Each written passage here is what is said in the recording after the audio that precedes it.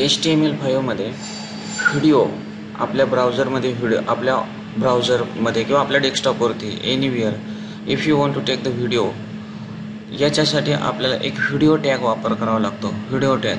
तर हा व्हिडिओ इथं आपण पाहतोय की व्हिडिओ इथं शब्द लिहिलेला आहे. इथं पहा, इथं व्हिडिओ टॅग जो आहे ह्याचा वापर कशासाठी केला जातो?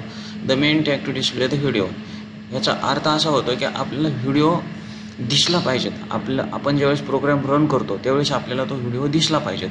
हा व्हिडिओ दिसण्यासाठी आपण व्हिडिओ मधला जो आहे ह्या ओपन आणि क्लोज जो काही ब्रॅकेट आहे ह्याच्यामध्ये जो काय व्हिडिओ शब्द आहे याचा अर्थ तो होतो. त्याच्यानंतर विड्थ आणि हाईट. इथे विड्थ आणि हाईट. हे विड्थचा शब्द काय होतो की त्याची रुंदी किती, ही 648 पिक्सेलमध्ये घेतलेली आहे. हे आपल्याला डबल इन्व्हर्टेड कॉमामध्ये दाखवावं लागेल कारण हे व्हॅल्यू आहे. हाईट त्याची व्हॅल्यू किती? 360. हे किती आहे? 360 आहे. ही डबल इन्व्हर्टेड कॉमामध्ये दाखवावं लागेल कारण ती सुद्धा काय आहे? एक व्हॅल्यू आहे. आणि ही प्रॉपर्टी आहे. विड्थ आणि हाईट ही प्रॉपर्टी आहे. आणि व्हिडिओ हा टॅग आहे. व्हिडिओ ह्या शब्दामुळं आपल्याला व्हिडिओ दिसेल. विड्थ आणि हाईट ह्या शब्दामुळं हा दिसलेला व्हिडिओ याची उंची आणि ह्याची लांबी दिसेल. आणि कंट्रोल्स ह्या शब्दाच्या कारणास्तव आपल्याला तो जो चौकोनी बॉक्स दिसेल त्याच्यामध्ये प्ले, पाऊच, व्हॉल्यूम हे बटन दिसतील. फक्त ह्या कंट्रोल्स खूप इम्पॉर्टंट आहे. CONTROLS ह्या शब्दामुळे आपल्याला ह्या सर्व गोष्टी दिसतील. तर या जी ओळ आहे याच्यामध्ये आपल्याला कुठल्या कुठल्या गोष्टी दिसणार आहेत? ह्या कंट्रोल्स ह्या शब्दामुळं आपला जो काही चौकोनी बॉक्स असन ज्याची उंची आणि रुंदी ही असन, जी विड्थ आणि हाईटमुळे आपल्याला कळलेली, आणि व्हिडिओ ह्या शब्दामुळे आपल्याला काय झालेलं आहे? एक चौकोनी बॉक्स आलेला आहे की ज्याची रुंदी आणि उंची हे आहे. आणि ह्या कंट्रोल्सच्या बटनामुळे त्या जो चौकोनी बॉक्स आहे त्याच्यामध्ये पाऊचचं, प्लेचं आणि व्हॅल्यूचं बटन काय झालेलं आहे? शो झालेलं आहे.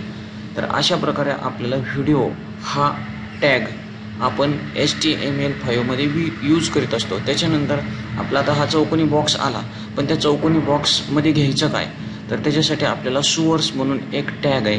तर ह्या सुवर्स टॅगचा वापर कशासाठी केला जातो? स्पेसिफाईज द व्हिडिओ फाईल. तो काय करतो की व्हिडिओ फाईल कुठं आहे, एक व्हिडिओ फाईल दिली आहे हे तो काय करतो? मनामध्ये गृहीत धरतो. आणि त्याच्यानंतर SRC हा जो कीवर्ड आहे हा काय करतो की स्पेसिफिक लिंक शो करतो. म्हणून सुवर्स आणि SRC ह्या दोन्ही मिळून आपण काय करत असतो? ज्या ठिकाणी आपल्या व्हिडिओची लिंक आहे त्या ठिकाणी आपण डायरेक्ट काय करत असतो? एंट्री करत असतो. तर ती फाईल कुठली आपली? movie.mp4. तर हे आपल्याला डबल इन्व्हर्टेड कॉमामध्ये घ्यावं लागेल कारण ती सुद्धा एक व्हॅल्यू आहे. त्याच्यानंतर टाईप हा कीवर्ड काय दर्शवतो की तुम्ही घेतलेली जी ही फाईल आहे ही कुठल्या प्रकारची आहे? ही MP4 प्रकारची असली पाहिजेत. MP4 प्रकारची ह्याच्यासाठी असली पाहिजेत कारण आपण हा इथं व्हिडिओ शब्द घेतलेला आहे, इथं ऑडिओ शब्द नाही आहे घेतलेला. त्यामुळं व्हिडिओ आणि त्या फाईलचा प्रकार आहे MP4 टाईपचा, म्हणजे व्हिडिओ /MP4 डबल इन्व्हर्टेड कॉमामध्ये द्यावं लागेल कारण ही व्हॅल्यू आहे. आणि क्लोज आणि ओपन जे काही ब्रॅकेट आहे त्याच्यामध्ये आपण क्लोज केलेलं आहे. आणि त्याच्यानंतर your browser does not suppose the video tag. ह्याचा अर्थ हा होतो की आपला जो ब्राउझर आहे, जर समजा आपला व्हिडिओ दिसला नाही आहे तर मग काय होईल? समजा व्हिडिओ MP4 टाईपचा नसला तर आपला ब्राउझर सपोर्ट करणार नाही आहे, मग आपल्याला इथं वरती लिहिलेल्या प्रोग्राममधला व्हिडिओ दिसणार नाही. अशा वेळेस आपल्याला हे टॅग दिसेल की your browser does not support the video tag. म्हणजे आपल्याला कळेल की आपण प्ले केलेला video can't be play because of this specification is not allowed to this browser. आणि आपण हा व्हिडिओ टॅग काय केलेला आहे? क्लोज केलेला आहे. तर अशा प्रकारे आपण व्हिडिओ टॅगचा वापर HTML5 मध्ये आपण करत असतो. हा प्रोग्राम आहे ह्याच्यावरती आपण लिहू शकतो डॉक टाईप HTML, नंतर HTML. त्याच्यानंतर आपण हेड घेऊ शकतो, हेडमध्ये टायटल लिहू शकतो, टायटल क्लोज करून हेडसुद्धा क्लोज करू शकतो. त्याच्यानंतर बॉडी स्टार्ट करू शकतो आणि बॉडीमध्ये हा आपण काय करू शकतो? हा सगळा कोड लिहू शकतो.